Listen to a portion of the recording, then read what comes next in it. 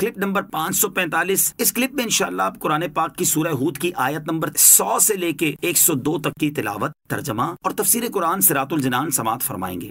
بسم اللہ الرحمن الرحیم۔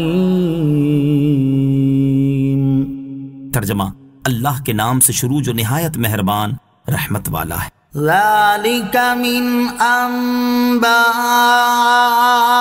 القرى نقصه عليك منها قائم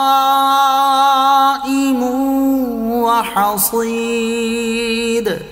ترجمہ، یہ بستیوں کی خبریں ہیں جو ہم تمہیں سناتے ہیں، ان میں سے کوئی ابھی قائم ہے اور کوئی کاٹ دی گئی۔ ذالک یعنی یہ گزری ہوئی امتوں کی خبریں ہیں جو اے حبیب صلی اللہ تعالی علیہ وآلہ وسلم ہم تمہیں اس لیے سناتے ہیں کہ تم اپنی امت کو ان کی خبریں دو تاکہ وہ ان سے عبرت حاصل کریں اور وہ اپنے کفر سے باز آ جائیں، یا پھر ان پر بھی ویسا ہی عذاب نازل ہو جائے جیسا ان سابقہ قوموں پر نازل ہوا جن قوموں کو ہم نے ہلاک کر دیا۔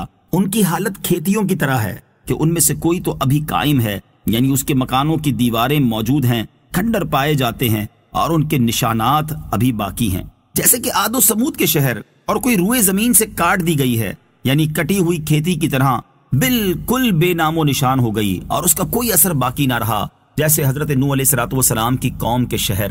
وما ظلمناهم ولكن ظلموا أنفسهم فما أغنت عنهم آلهتهم التي يدعون من دون الله من شيء فما أغنت عنهم آلهتهم التي يدعون من دون الله من شيء لما جاء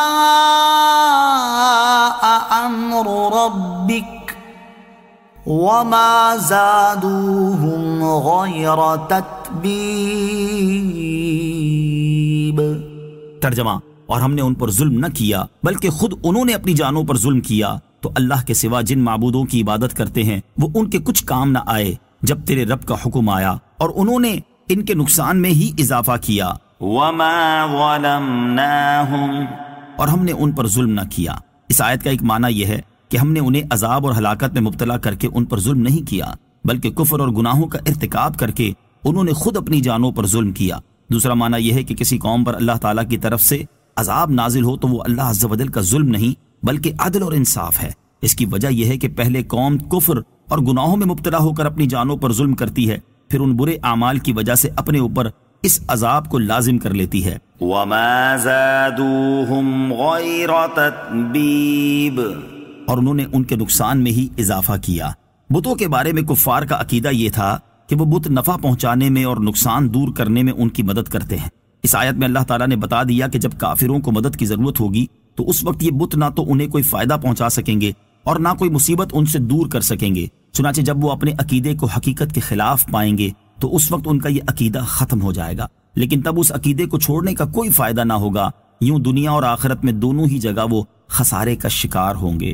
وَكَذَلِكَ أَخْذُ رَبِّكَ إِذَا أَخَذَ الْقُرَى وَهِيَ ظَالِمَةٌ إِنَّ أَخْذَهُ أَلِيمٌ شَدِيدٌ۔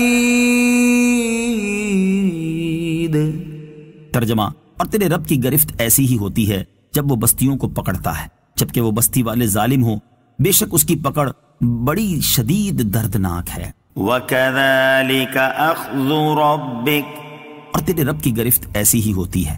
اس سے پہلی آیات میں اللہ تعالیٰ نے اپنے حبیب علیہ السلام کو خبر دی کہ گزشتہ انبیاء کرام علیہ السلام کی امتوں نے جب اپنے رسولوں کی نافرمانی کی تو ان پر اللہ تعالیٰ کا ایسا عذاب نازل ہوا جس نے انہیں جڑ سے اکھاڑ کر رکھ دیا، اور چونکہ انہوں نے اپنی جانوں پر ظلم کیا تھا اس لیے دنیا میں ہی ان پر عذاب آیا، اور اس آیت میں یہ بیان فرمایا کہ وہ عذاب گزشتہ قوموں کے ساتھ ہی خاص نہیں تھا بلکہ اب بھی جو کوئی ان کی طرح ظلم کرے گا تو اس پر بھی ویسا ہی عذاب نازل ہوگا۔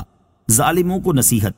علامہ ساوی رحمۃ اللہ تعالی علیہ فرماتے ہیں کہ ہر ظلم کرنے والے پر لازم ہے کہ وہ اپنے ظلم سے توبہ کرے اور ظلم کرنا چھوڑ دے، نیز جس کا جو حق مارا ہو وہ اسے لوٹا دے، تاکہ وہ اس عظیم وعید میں داخل نہ ہو کیونکہ یہ آیت گزشتہ امتوں کے ساتھ خاص نہیں بلکہ ہر ظالم کو عام ہے۔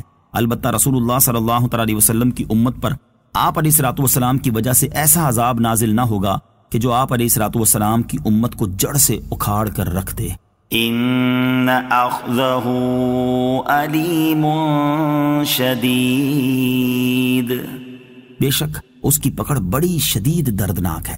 حضرت ابو موسیٰ اشعری رضی اللہ تعالیٰ عنہ سے روایت ہے، حضور اقدس علیہ الصلوۃ والسلام نے فرمایا، بے شک اللہ تعالیٰ ظالم کو ڈھیل دیتا رہتا ہے، اور جب اس کی پکڑ فرما لیتا ہے تو پھر اسے مہلت نہیں دیتا۔ پھر آپ علیہ الصلوۃ والسلام نے یہ آیت تلاوت فرمائی، وَكَذَلِكَ أَخْذُ رَبِّكَ إِذَا أَخَذَ الْقُرَى وَهِيَ ظَالِمَةٌ إِنَّ أَخْذَهُ أَلِيمٌ شَدِيدٌ۔ ترجمہ، اور تیرے رب کی گرفت ایسی ہی ہوتی ہے جب وہ بستیوں کو پکڑتا ہے، جبکہ وہ بستی والے ظالم ہوں، بے شک اس کی پکڑ بڑی شدید دردناک ہے۔ صلو علی الحبیب صلی اللہ تعالی علی محمد صلی اللہ تعالی وسلم۔